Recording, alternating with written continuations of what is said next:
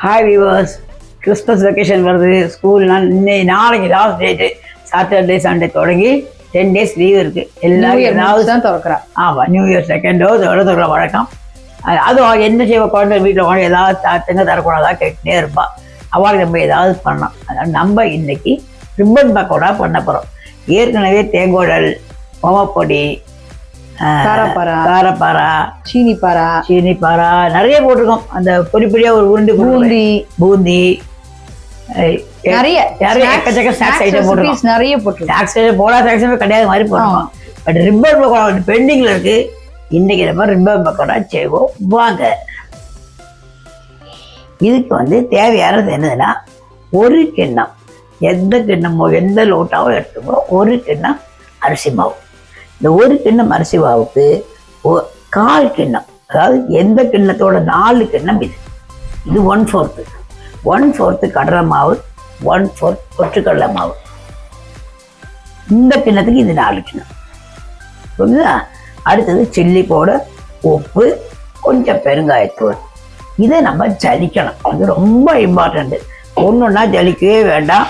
எங்கள் அம்மா சில்லி பவுடரை கூட ஜலிப்பா, உப்பை எங்கள் அம்மா ஜலிப்பா. அது மாதிரி நானும் இந்த அரிசி மாவை ஜல்லடையில் போடுறேன். அடுத்தது கடலை மாவை போடுறேன். அடுத்தது பொட்டுக்கடலை மாவை போடுறேன்.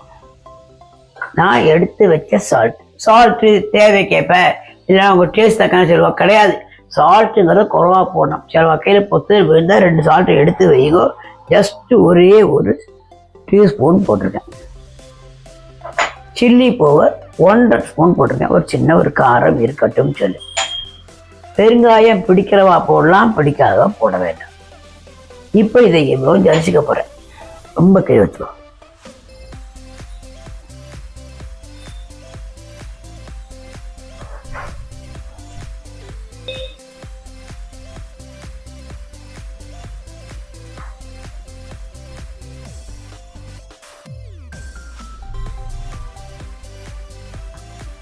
இப்போ நம்ம மாவை சரிச்சு வச்சு, மாவு, உப்பு, சில்லி பவுடர், பெருங்காயம் எல்லாம் இந்த மாவு பிசைறதுக்கு முன்னாடி நமக்கு எண்ணெய் காயணும். ஸோ பெட்டர்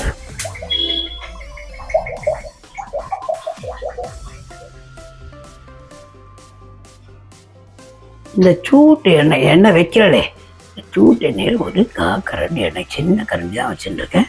ஒரு 1/4 கரண்டி எண்ணெயை விட்டுங்க.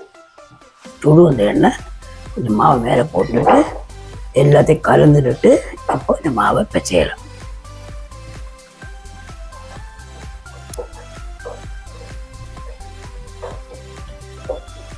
நம்ம எப்போவுமே இந்த தேங்காய்லாம் புரியோமே, அந்த பதம் நான் பிசைஞ்சிட்டு காட்டுறேன் உங்களுக்கு.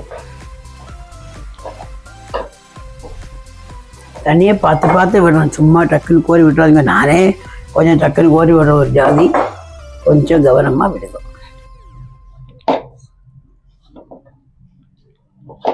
இப்போ இந்த மாவை நல்லா பிசைஞ்சாச்சு. இந்த பதத்துக்கு வரணும். சப்பாத்தி மாவு இல்லைன்னா கொஞ்சம் சப்பாத்தி மாவு ஜாஸ்தி. நம்ம இது என்ன பண்ணுறோம், முதல்ல ஒரு பிள்ளையார் பிடிக்கிறோம். எந்த பர்சன் செய்தாலும் ஒரு பிள்ளையார் பிடிக்கும். பிள்ளையார் பிடிக்கிறது ஒரு விஷயம் இல்லை. பிள்ளையார் தான் நம்மளுக்கு நல்ல கிறிஸ்பாக செய்தரணும். இப்போ இந்த ஆக்கம் ரிப்பன் பக்கோடாவோட நாழி. இந்த ரிப்பன் பக்கோடா நாழியை இந்த இது பழையத்துக்குள்ளே போட்டுட்டு இங்கே திருகு இருக்கும், அதில் தெரிவிக்கிறோம்.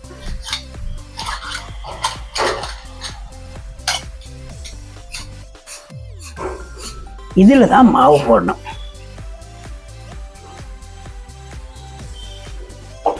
முதல்ல சின்ன உருண்டையாக உருட்டி போட்டுங்க. நல்லா வந்ததுக்கப்புறம் பெருசாக உருட்டி போட்டுக்கலாம். நான் என்னவோ அப்படி தான் செய்வேன். அதனால் உங்களுக்குன்னு சொல்கிறேன். எண்ணெய் காஞ்சாச்சு.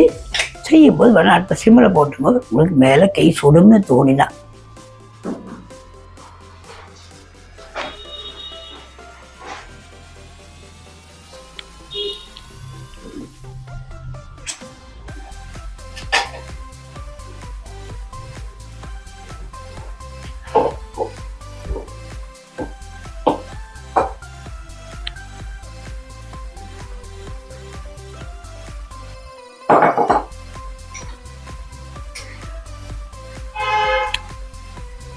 நல்லா கிறிஸ்பாக பொரிஞ்சு வரும்.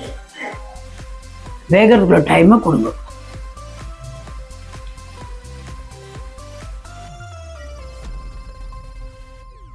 சிலதெல்லாம் சீக்கிரம் வெந்துடும், சிலதெல்லாம் கொஞ்சம் டைம் எடுக்கும். அதில் தட்டினோம்னா தட்டை கொஞ்சம் டைம் எடுக்கும்.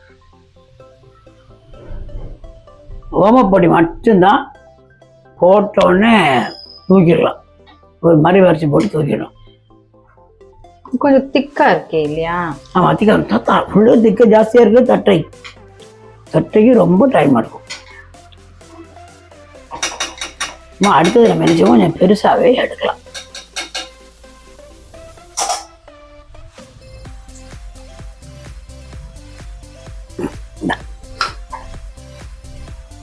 புழியறது கஷ்டமா இருந்ததுன்னா சொட்டு தண்ணி தெளிச்சுக்கலாம். இதை மாவுல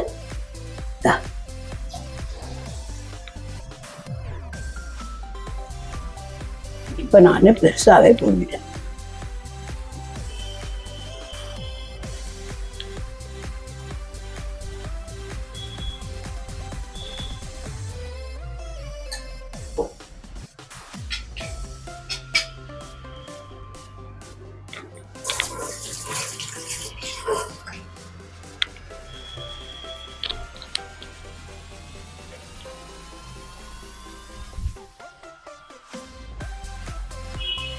இப்படியே மறைச்சு போடணும்.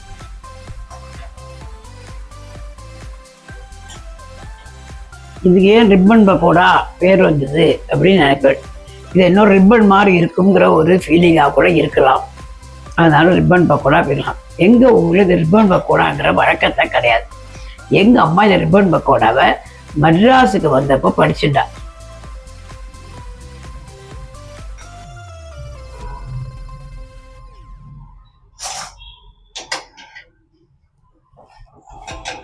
எல்லா வாட்டியும் புழியும் போது சிம்மில் போட்டுக்கோ, புழிஞ்சதுக்கப்புறம் ஹையில் போட்டுக்கலாம்.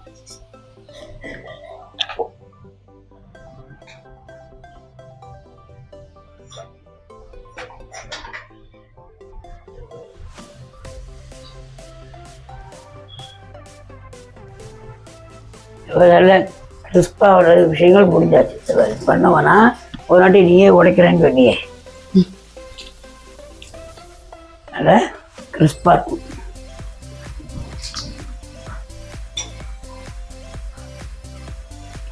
வீட்டு பெருசாக உடையில ஓமப்பொடி இல்லையா, ஏதோ கடிச்சு காமிச்சோன்னு நினைக்கிறேன். ஆமாம் ஆமாம், என்னமா நீ கடிச்ச சவுண்டே வரல, நானே கடிச்சிடுறேன் அப்படின்னு சொன்னி.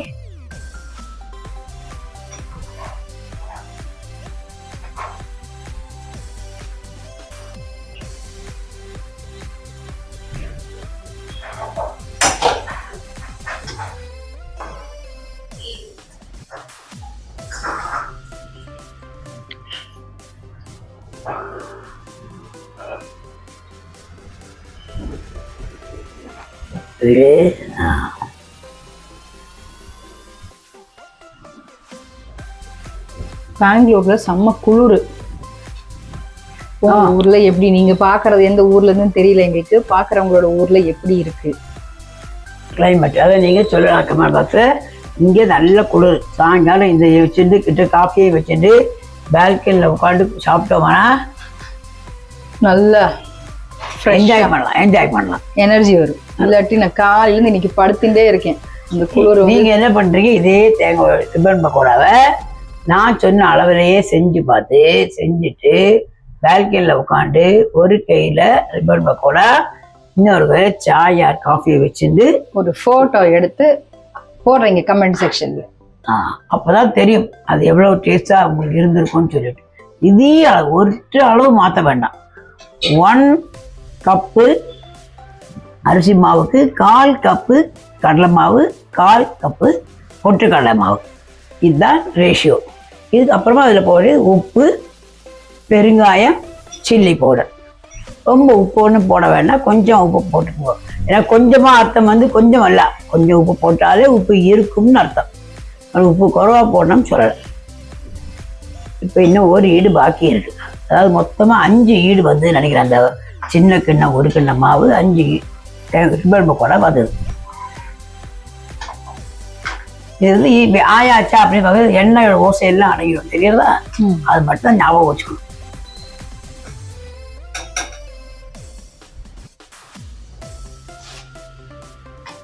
அடுப்பை சிம்மில் போட்டுக்கோ. அப்பப்போ அடுப்பு சிம்மில் போட்டுக்கோ. ஃபுல்லாக காஞ்சும் இருக்கக்கூடாது. அக்கா எண்ணெய் வந்து ஆறிடவும் கூடாது. எண்ணெய் சிம்மிலே போட்டு ஃபுல்லாக ஆறி எடுத்துனாக்கா திரும்ப அது சவுன்னு இருக்கும். இது என்னோட 4வது நினைக்கிறேன். ஸோ என்னோட மாவு ஓவர். இதில் நான் வேணால் இன்னொரு டிப்ஸ் தரேன். நான் என்ன பண்ணுவேன் அப்படின்னு ஒரு டிப்ஸ் தரேன். இப்போது இந்த என்ன செய்தாலும் கடைசியில் ஒரு மிச்ச மாவு இருக்கும். இந்த மாவை என்ன பண்ணுறது? நிறைய பேர் தூர போடலாமான்னு யோசிப்பா.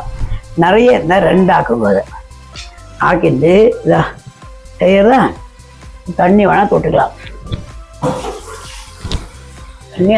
தண்ணியை தொட்டுட்டு இது ஒரு தட்டை மாதிரி நான் பண்ணுவேன். உங்களுக்கும் ஒரு டிப்ஸ் தரேன். ஏன்னா இந்த மாவை என்னால் தூர போட முடியாது. கேப்பல் என்ன ஆற்ற தூர போடவில்லை கேப்பல், அது வேற விஷயம். அதனால் இதை நான் தட்டை மாதிரி தட்டிட்டு இப்படியே இதுக்குள்ளே போட்டுருவேன்.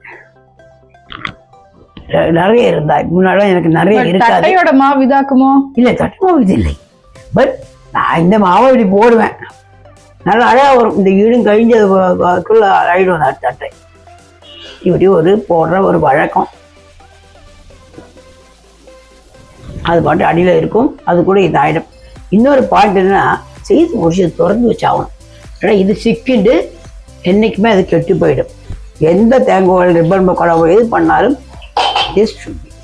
இப்படி பண்ணி தான் தேய்க்கிறதுக்கு போடணும். இந்த தட்டை பாட்டு அடியில் இருக்கும். இது வெந்து அப்புறம் கொஞ்சம் கொஞ்சம் அது வேகும். தெரியல தட்டை, அது வேகத்துக்கு நேரம் ஆகும் தட்டைக்கு. நீங்களும் வேணால் மிச்ச மாவை இந்த மாதிரி தட்டை பண்ணணும். அதனால கிறிஸ்பாக வரும். இது தட்டை மாவு அல்ல, மிச்ச மாவை. முன்னாடி எனக்கு 2 வராது, 1 தான் வரும். இப்போ ஏஜ் ஆச்சு, கடைசி வரைக்கும் புரிய முடியலை. அதனால் அது அப்படியே இருக்கட்டும். கொஞ்சம் கழிஞ்சு தான் அது கொஞ்சம் வேக டைம் இருக்கும். ரிப்பன் பக்கோடா டைமுக்குள்ளே அது வேகாது. என்ன பண்ண மாவு தூர போட மனசு வராது. திரும்பி புழிஞ்சாலும் இதில் சேவையாக எடுத்து புழியறதுக்கு 2 நம்பர் மாட்டேன். திரும்பி 1 வைக்கணும் பார்த்தா இந்த டைமுக்குள்ளே அது பேக் சைடு வெந்துடும். இப்போ அதை மறைச்சி போடுவோம்.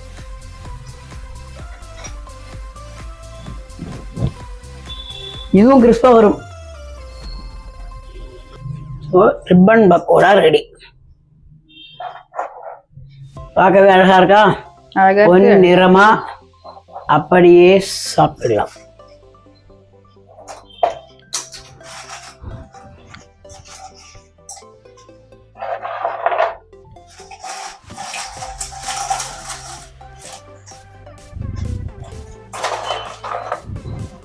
இப்படியே இப்போ போடுறேன். இந்த இதில் பாருங்க, கொஞ்சம் கூட எண்ணெய் கிடையாது. அதான் பாயிண்ட். எண்ணெய் இல்லாமல் இருக்கணும்.